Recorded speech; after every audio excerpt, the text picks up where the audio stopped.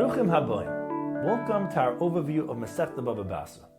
Masechta Bava Basra is the third and last shar, or gate, of the original Masechta Nezikin and focuses primarily on civil laws as they relate primarily to real estate, such as the rules of Hilchas Hashayches L'Shchenim, Hezik Re'iyah V'chiv Mechitza, Chiv Harchakas Davar Hamazik Meshus Chaveroi, Chalukas Shutfin, how and when one can compel his partner to split the partnership, Cheskes Metaltlin B'Karkais, Muchzik, Marakama, Mechira B'Kinyoni Karka U'Metaltlin, Dvarm HaNechlolim B'Mechira, items that are automatically included in a sale even though not enumerated, Dini Yerusha, Matna Shchibmera, and Dini Shtaris, Shtar Makusher, and Shtar Pashat.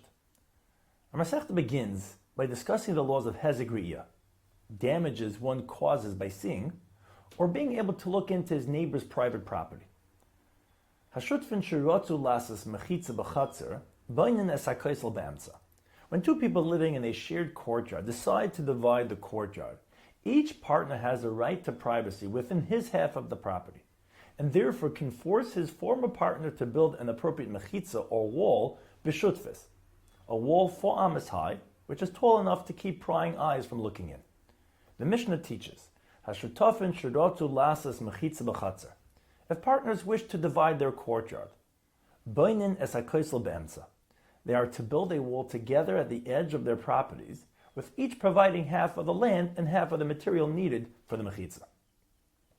Therefore, as the Mishnah concludes, Lafikach im nafal hakaisel havanim shel shneim. If the wall later falls down, the land on which the mechitza was built, along with the bricks, stones, or any other material that was used to build the wall, belongs to both of them. As we assume that when they originally built the mechitza, they followed their local custom and built the wall with the locally accepted type of material and also shared in the expenses equally. However, where there is no such local custom, we cannot assume that they originally shared in the cost equally, and therefore, each one would need to bring proof to his claim, either that he paid for all the costs of building the wall, or that he supplied more of the property on which the wall was built. Mishnah later teaches that in cholken es hachatzer ad shehei arba amas lazeh ve'arba amas lazeh. What this Mishnah is teaching is a case where only one partner wishes to divide a shared courtyard, and therefore is in a sense forcing this separation on his partner. The Mishnah teaches that he can only do this if each one will be left with at least 4 amas square in front of their houses after the division.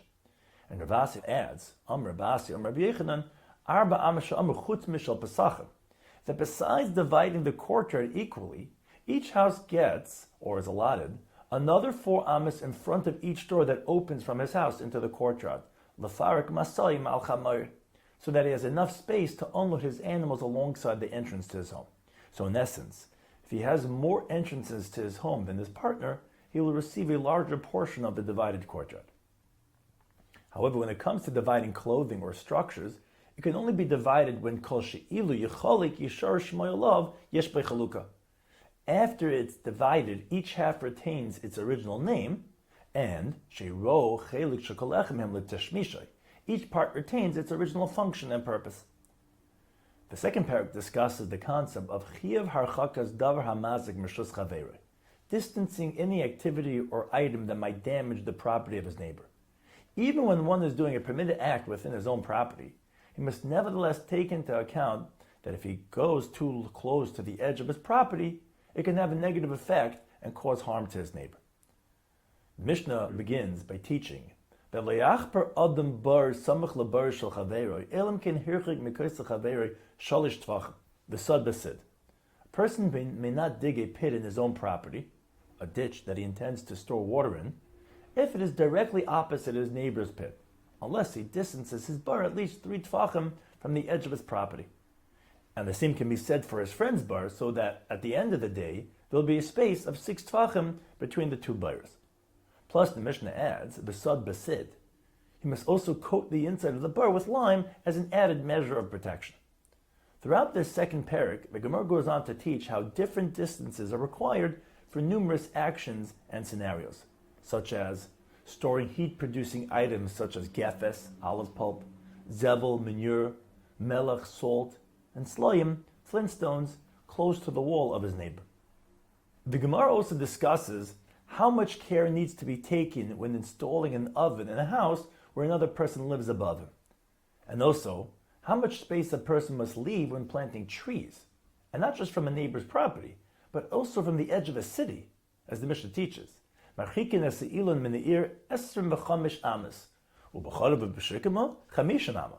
case of a carab or sycamore, 50 amas. When branches of a tree extend into the field of his neighbor, the Chacham goes that he must cut back the overhanging branches along the plumb line, which is a builder's tool used to ensure that a wall is perfectly vertical. Here it is used to align the overhanging branches with the property border. The third parak deals with the laws of chazaka, and famously begins with cheskes habatim v'habayris v'hashichin v'ma'oris v'hashechavis v'marchatzais ubeis abadim ubeis ashlachin v'avadim v'chol shu oisa peiris tader, or any other property that are either used or produced year-round. Chaskasin shalashana miyem liyem. A chazaka for such types of properties are established when the new owner uses them continuously for a full 3 years. The word chazaka, as it is used in this Masechta, refers to the presumption that someone owns a given property. So let's explain. With regards to most movable objects, chazaka kol ma shetachas yodeh shel adam harehu shaloi. The very fact that an item is in one's possession is proof enough that he is the owner of that item. As we learned in the previous Masechta Bava Metzia, if, for example, someone is holding a coat or briefcase, it is presumed that it belongs to him. And if someone else claims that it belongs to him, we say, the burden of proof is on this person to prove that it is indeed his, and not on the one holding the item. However, with regards to real estate, merely occupying the land does not indicate at all that he is its owner. Rather, we still assume that the land still belongs to the last known owner, and therefore the current occupier must provide proof that the property is his, and that he acquired it legally. The simplest way to prove ownership would be by providing a shtar mechira, a valid bill of sale. However, Chazal recognized that a person cannot be expected to keep a shtar mechira indefinitely. Therefore, they decreed that if someone occupies a property for 3 years without any protest from the previous owner, he has, in effect, established a chazaka, an assumption that the land belongs to him, even if he can no longer produce the shtar mechira. And why 3 years? Because at shalosh shanim is dar inish b'shtari, because they determined that people generally kept track of such documents for up to 3 years. And we say to the challenger, if it's indeed true that you did not sell it to him, you should have protested in front of 2 witnesses. Know that the person occupying my field has really stolen it from me. And since you, the previous owner, did not protest in front of 2 Eidim, it is you who loses out on that property. However, if the previous owner did challenge the ownership of the current occupier during those first 3 years, no chazaka can be established, and the current occupier should have been more vigilant in saving a shtar mechira. Chazaka she'ini matayna. All of the above assumes that the current occupier makes a legitimate claim as to how he acquired the property, such as he claims that he bought it from the previous owner or received it as a gift from him. But if all he claims is that he has been using this property for the past 3 years and no one ever protested, in a chazaka, this is not a valid chazaka, as the Gemara teaches that kol chazaka she'ina matayna in a chazaka, and he must leave the property. Another type of chazaka one can make on a newly purchased property is a kinyan chazaka, where the buyer does something to upgrade the property, which will attest to his ownership.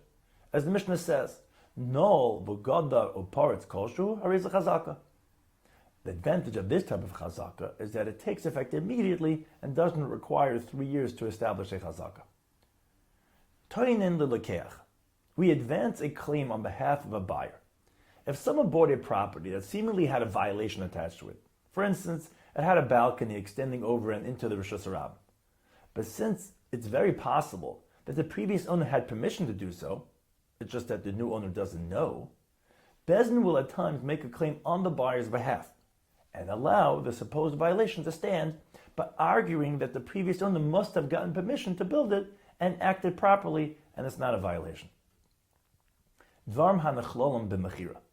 The fourth parak begins by discussing the concept of when someone buys a property, what items are automatically included in the sale, and what needs to be specifically spelled out in the bill of sale. Zok the Mishnah, HaMoicher es habayis lo yimocher es hayitzia. When someone sells this house, he does not automatically include a shed that is attached to the side of the house. And the parak goes on to discuss many, many different items and scenarios as to what is included and what is not included automatically in the sale. One such example is taught on Daf Samach Dalet. HaMoicher es habayis v'lo yimocher lo es habar. If someone sold this property, excluding a bar that was situated in the middle of this property, HaMoicher ba'ayin yafuhu moicher, v'tzarach HaMoicher liknas leiderech kadei lagia lebar divrei Bekiva. Bekiva holds that the moicher sells with a good eye, so to speak, meaning that when one sells his property, he sells it generously. In other words, he sells the complete property without leaving over any loopholes. Therefore, if the moicher later wants to have access to his bar, he would need to buy back a derech, a strip of land for him to have access to his bar, which is situated in the middle of the new owner's property. The Chum, on the other hand, hold, HaMoicher ba'ayin rahu moicher. Ein etzarach liknas leiderech kedei lagi lebar divrei chachamim. The moicher sells with a bad eye, so to speak, meaning that when he sells his property, he sells it stingily. Therefore, since he specified to exclude the bar and keep it for himself, his intent was to leave over a pathway to access his bar. Later on in Daf Kuf, the Gemara discusses how much land is automatically included in a sale that will be used for kavarim if no exact area was discussed earlier. With the fifth parak, the Gemara begins to discuss that which is included in the standard sale of various movable properties, and as an example, it begins with HaMoicher es hasfina, when someone sells a ship. Machar, he also sells along with it es hatayrin, ves hanes, ves ha'ugen, its mast, its sails, its anchor, ves kol ha'maniganoisa, and all the other essential items that help move and steer the ship. However, most other additional items are not included. Ubizman shama lehi v'chomash b'teicha hadei kula mechurin. On Daf Peches, the Gemara begins an extended discussion on the topic and isser of midas umeshkolis psulim, inaccurate measurements of weights and scales that are used when selling merchandise by weight, and also the extreme care that a merchant must take to ensure that his scales remain true and accurate so as not to cheat those buying from him or those selling to him. The Mishnah teaches, Hasitain, a merchant, mikanech midaisav achas l'shleishim yom. A merchant must inspect and wipe down his measurements once every 30 days. Ubalabayis, achas l'shnei masachedesh. A homeowner once in 12 months. V'chembani, the shopkeeper, mekanech midaisav pamayim b'Shabbos, twice every week. The Torah Parshas Kiseitze writes, Evan shlema b'tzedek yilach, a perfect and honest weight you shall have. Efa shlema b'tzedek yilach, a perfect and honest measure you shall have. L'man yirichun yemecha ala dama asher Hashem lekecha noislacha ki ta'avas Hashem lekecha kol oisa ela kol oisa aval. The Gemara Daf Peches teaches, Reb Levi, kasha einshin shal midas yesim einshin shal arayis. Shebezeh, because by arayis, nema behen ha'el b'pasik. Ki es kol ha'te'ebes ha'el. Vil bezeh, whereas by measurements, nema behen eleh b'pasik. Ki ta'avas Hashem lekecha kol oisa ela. The Gemara then goes on to explain that even though for arayis the einish is kares, while for b'midas mishkolis the einish is not kares, nevertheless the isser of midas mishkolis psulim is considered worse. The hasan efshar b'tshuva, v'hacha lo efshar b'tshuva. Since he most likely does not have an accurate account of whom and how much he overcharged his customers over the years, he won't be able to trace each customer he cheated, nor the exact amount they were cheated. In addition to the above, the Torah requires a seller to give a small amount of extra merchandise to each buyer. As the Shlakish teaches, Amr Shlakish, Domar Kra, Evan Shlema v'tzedek yilacha. The extra word of tzedek alludes to tzedakah, which suggests that he give a little extra from his own above the actual price to the customer. The 8th and 9th parak discuss the halachas of Yerusha, of inheritance. Min HaTorah, there's a clearly defined order of inheritance. If a person dies, his closest heir, as defined by the Torah, inherits his entire estate. However, where there are multiple heirs who are equally close to the nifter, for instance, the nifter was survived by 3 sons, each son receives an equal share, which is 1/3 of the estate. An exception to this rule is where the oldest son is also Bechar, the firstborn. Min HaTorah, nitl pishnayim. a Bechor receives a portion equal to 2 of his brothers. So in our case, where there are 3 brothers, the estate is divided into 4 equal portions. The Bechor receives 2 portions, and the other 2 brothers receive 1 portion each. Min HaTorah, there's a clearly defined order of inheritance as follows. Haben koidem b'Yerusha l'krevi ha'adam. Imein le'ben, Yereshes oisei bitei. Imein le'bas, Yereshe aviv.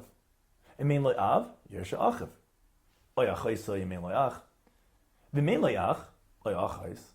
Yereshem oisei achi aviv. Even if a son dies before his father, nevertheless, when his father dies, this son inherits his father from within the grave, which means that even if he has a living sister who would otherwise inherit from our father, nevertheless, since the father also had a son, even though he's not alive anymore at the time of the death of the father, the dead son inherits from the grave and not the living sister, which ultimately means that if the deceased son had children, they now inherit their grandfather's Yerusha.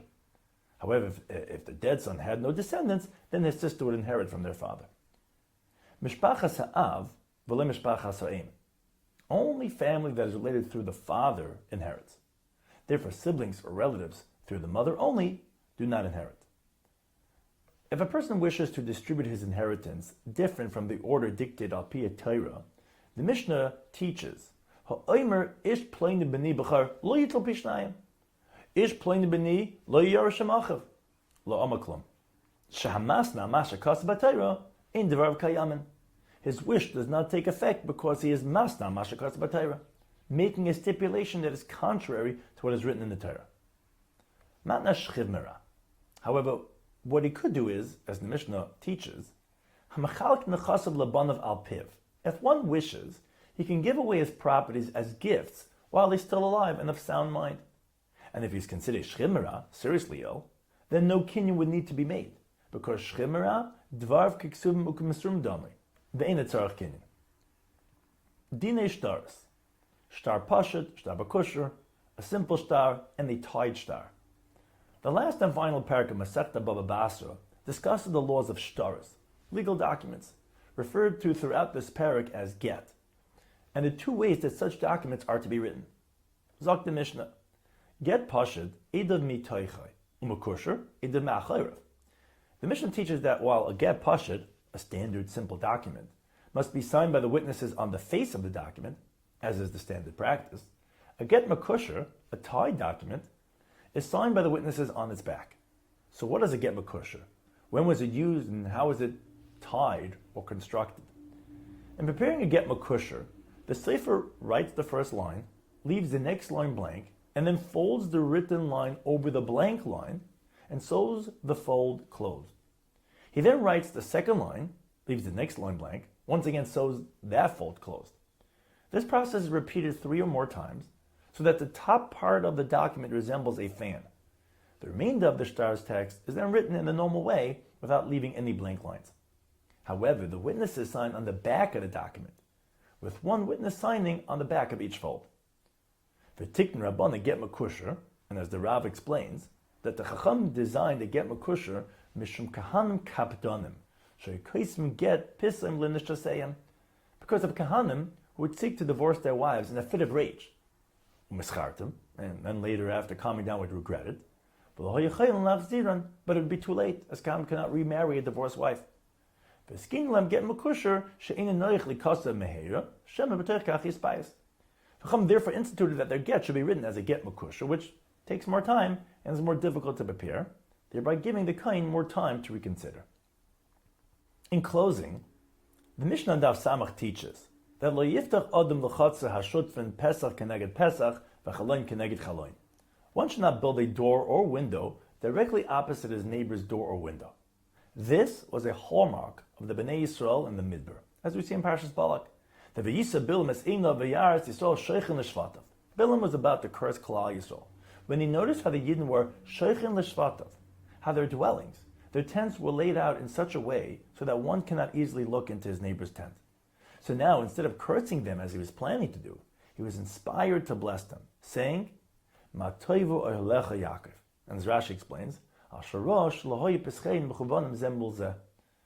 Bilam saw that their tent openings were not placed directly opposite each other, but rather they were moved slightly, mishum tznius, so that one would not be able to look into his neighbor's home directly. Yasher koach for listening, and Atzlacha Rabbah.